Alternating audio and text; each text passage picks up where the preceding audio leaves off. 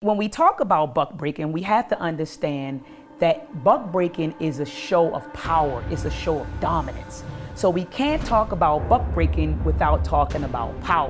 When we look at the domination of Black people by the dominant society, what we are in essence seeing is that this society wants to ensure that we are not able to actually mete out that thing that makes humans exist, and that is creating families and procreating. See, psychologically, when we're talking about the sexualizing of our people, primarily from the dominant society of the system of white supremacy, it had to be established in a very impinging way from the mental state. This whole notion that masculinity is somehow toxic and detrimental to society is nothing but an attempt to emasculate Black malehood.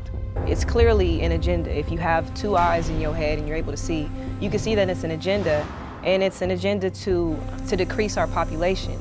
It's always been about destroying the Black family. The family is the foundation of a people. The heterosexual Black male is last on the pecking order here in America.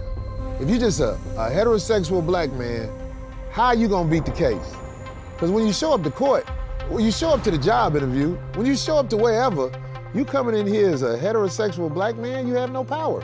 When Mark Twain confessed that we, white people, ground the manhood out of the Negro. Why ground the manhood out of the Negro? Because it's Black masculinity that most exposes the fraud of white masculinity.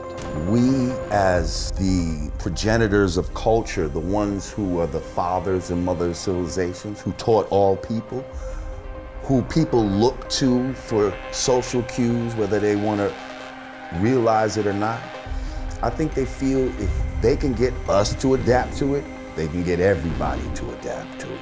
If anybody should have a problem with European males, it should be the European female. Because everything the European male has ever learned to do to us, he first practiced on his own woman. We need resources in education, we need resources in labor, we need resources in politics, we need resources in medical, we need resources in so many things, but they ignore that and they put millions and even billions of dollars to tell us that you need to really embrace your LBGT side. So these people have an agenda, and it's up to us to understand what the agenda is.